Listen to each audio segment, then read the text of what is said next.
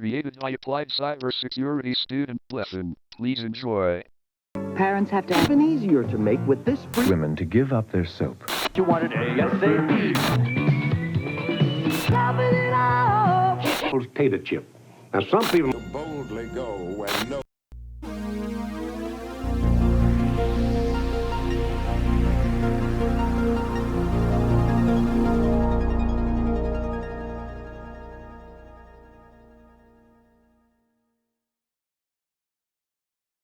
Hello, travelers. Welcome to the mainframe. My name is Bit. And today we will be learning about the differences between the TCP/IP and OSI protocol models, and we may even have some fun along the way. Let's go. So what are these models? And what do they do? Think of them as two great big theoretical networking flavored cake. On the left we have the Open System Interconnection, or OSI cake. It's got 7 distinct layers and tastes faintly of vanilla. Or so I've been told.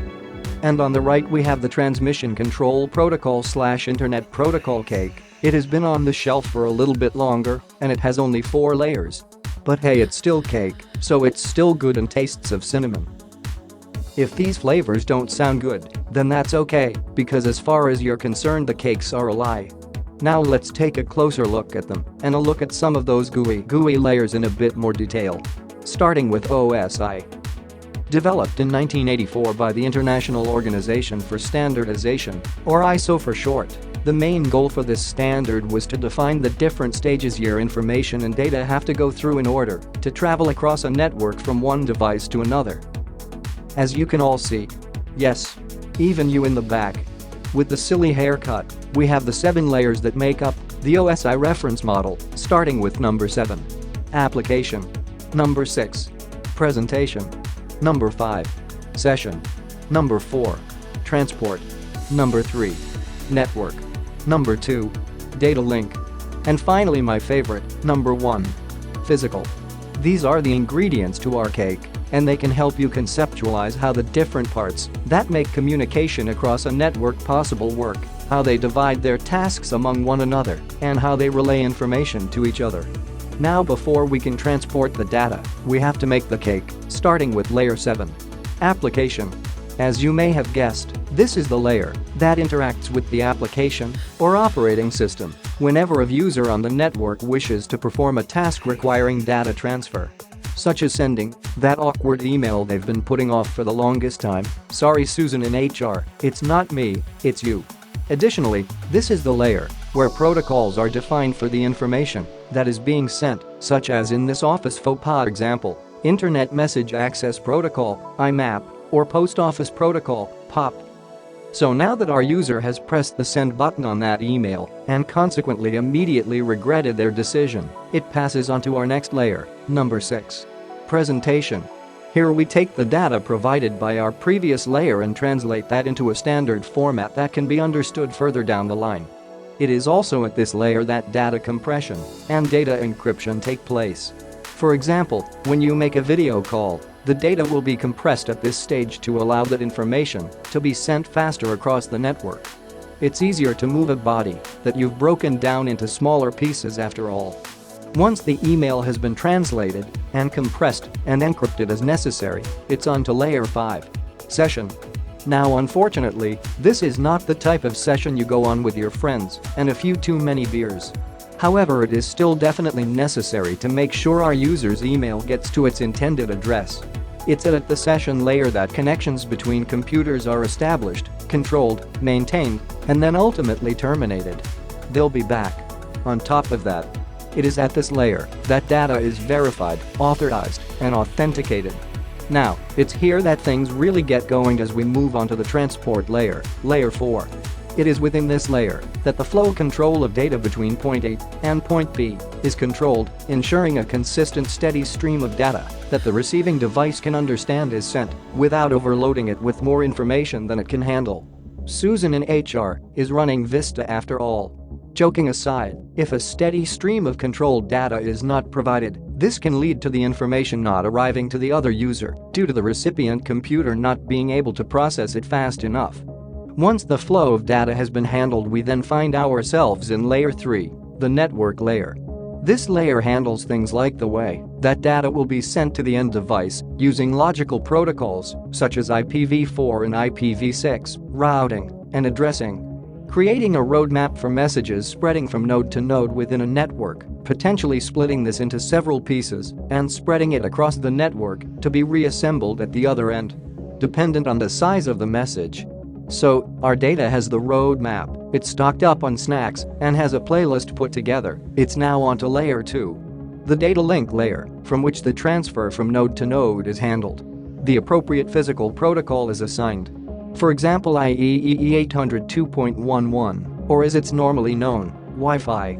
The data link layer is often divided into two sublayers, Media Access Controlled, or MAC, and Logical Link Controlled, or LLC. The MAC layer is in charge of controlling how devices contained within the network gain access to information and provides permission to transmit data.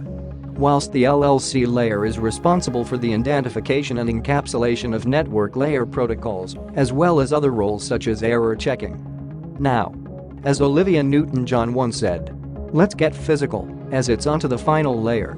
This is the layer where the actual hardware is contained, and it helps to define the physical configurations of the network, such as voltage levels. For example, this is the layer that would control the frequency for wireless devices connected to the network. It is within the physical layer we control the transmission of data in its physical form. Once data has reached this point within the network and reached its destination physically, the data makes its way back up the model until it is received all the way into Susan's inbox. This process of heading down the model and then back up the other side to its intended address is known respectively as encapsulation and de-encapsulation. But we'll touch more on that later, as we have more cake to see as we move on to the TCP/IP protocol model. The TCP/IP model was developed in the 1970s by the United States Department of Defense with the aim of specifying how computers transfer data to each other. The model is named after two important protocols contained within it. Firstly, the Transmission Control Protocol, or TCP. This defines how different applications and programs can create channels across a network to communicate with each other. It also manages the process of disassembling and then reassembling a message into smaller packets before and after transmission. Then we have IP, or Internet Protocol, which defines how to address and route packets of data to ensure it reaches the right address, with multiple checks along the way. As we mentioned at the start of the video, the TCP/IP model only has 4 layers, which are broken down as follows. Layer 4. Application. Layer 3. Transport. Layer 2. Internet. And Layer 1. Network access. The TCP/IP model combines multiple layers of the OSI model together, such as Layer 4, which combines the application, presentation, and session layers of the OSI model, as well as Layer 1, which combines the physical and data link layers. The main reason for this is mainly due to the two models being developed apart from each other and striving to achieve different things. TCP/IP is a protocol-centric model, with the protocols being developed first and the model then being centered around them. TCP/IP helps with establishing a connection between different types of computers and is used all over the World Wide Web to this day. Whereas OSI is a more conceptual and generic model, focusing on the functionalities of each layer, using these layers to help standardize compatibility between modern hardware and software. So let's take a closer look at the layers of the TCP/IP model, starting with Layer 4. Application. The application layer is the group of applications that require network communication, like your email client or internet browser. This is what you, the user, generally interacts with and contains protocols such as HTTP, FTP, POP, and IMAP. It combines layers 7 to 5 of the OSI model into one. Applications in most cases will perform all of the steps contained within this layer, such as taking the data you have requested to send and preparing it ready to move on to Layer 3. The transport layer. It's within this layer, as with the OSI model, that a reliable data connection is created between two devices. The data is divided into packets, and once they have been dispatched, this layer waits until it has received acknowledgement of them reaching the other side successfully. It's here that protocols such as TCP and UDP are used.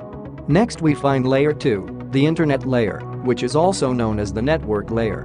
It's at this layer that the packets we have just created are dealt with and moved around from device to device, often using connections from independent networks to help move these packets across network boundaries. It's here that IP and ICMP are used.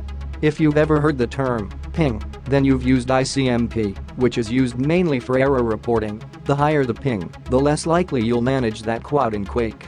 Then finally we end up at layer 1, network access, or as it's also known as, the physical layer. Nice. It's here we combine the physical and data link levels of the OSI model, and we find protocols that operate and deal with the physical components of sending and receiving data, using things like Wi-Fi, Ethernet cables, and interface cards. So there you have the layers of both models. But how does data travel across them? For that we turn to encapsulation and de-encapsulation. So do you remember our user and Susan in HR? Let's use this poorly worded and probably inappropriate email as an example. Once our user has pressed the send button, the email is taken by the application layer, or layers if we're referring to OSI, and turned into a data stream. Here the layers can add what is called a header or a trailer to the data stream. This is protocol information that is added before the data, a header, or after the data, a trailer, and is specific to each protocol. This email data stream is then passed onto the transport layer, where it is broken down into smaller, more bite-sized chunks. Once this email has been successfully broken down, a header is added to each piece of the email, containing all the information, to help put it back together at the other end. Like assembly instructions for your flat-packed generic Swedish brand furniture. With the addition of this header, this piece of data is now called a segment and is handed down onto the network or internet layer. The network layer creates an additional header for each segment of the email received from the transport layer. This header contains all the information needed for the addressing and routing of this data, such as the origin and destination address. Once this new header has been attached, this segment evolves into what is called a packet. This packet is then handed onto either the data link layer in the OSI model or the network access layer in the TCP/IP model. Once this layer receives the packet successfully, we have a header and a trailer added to each one. The header contains information required for switching, such as addresses, and the trailer contains important information that helps on the other side with the detection of corrupt packages. Once the packet has this information added to the front and back of it, it is now referred to as a frame and is then passed onto the physical layer. However, if we are using the TCP/IP model, the next step still takes place in the network access layer, which contains both the data link and physical layers of the OSI model. Once the frames that make up our ill-fated email have been received, these are then converted into a format known as bits. This is a series of ones and zeros that can be used by the relevant hardware. So if the data is being transmitted over copper wire, this is received as voltage. Or if we're going newfangled and wireless, this will be in the form of radio signals.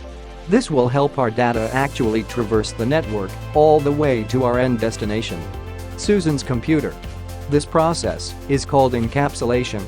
Once the email has flown across the network from node to node and been received at its end address, the process resumes again, but backwards, all the way up the other side of the model. So the physical layer, or the network access layer in the case of TCP/IP, picks up the bits of information and converts them to frames and hands them to the data link layer. The data link layer then reads the trailer of the frame to make sure that the information is not corrupt. If the frame is corrupt, it is discarded and no further action is taken. However, if everything is in order with the trailer, the rest of the frame is read and its header and trailer are removed to make it a packet again. This packet is then handed to the network or internet layer, where the software destination address is read and the packet header is removed, making this a segment again, where it is then handed over to the transport layer. It is in the transport layer that the headers of all the segments are read and all the necessary information is collected to piece them back together again in the right order at the target destination. Once the segments have been put into the correct order, the segment headers are removed. It is reassembled into the original data stream. And it is then handed over to the upper layers, where it is converted into a format that the target application can understand. Such as with this example, the email client of Susan in HR. This process of reassembling the data from bit to data stream is called de-encapsulation. So now that we understand what makes these two models tick and how data travels across them, what are the main differences? Whilst both models are conceptual models used to describe network communication, OSI is more of a conceptual model, which is generally not used for communication. It is instead used to help define how and why applications can communicate successfully over a network. However, on the other end, TCP/IP is regularly used to help establish links between networks and to help them interact. The protocol helped to lay the groundwork for standards on which the World Wide Web as we know it today was created. So in summary, TCP/IP is a model for client-server communications and is a standard used for networks the world over, including the internet. And OSI is a conceptual model and a reference model useful in helping to understand and design system architecture. We have now reached the end of our presentation. Any questions? That's great, however my name's not Dora and I can't hear you. Thank you travelers for visiting the mainframe. Please keep your arms and legs inside the data stream at all times as you leave. Good night.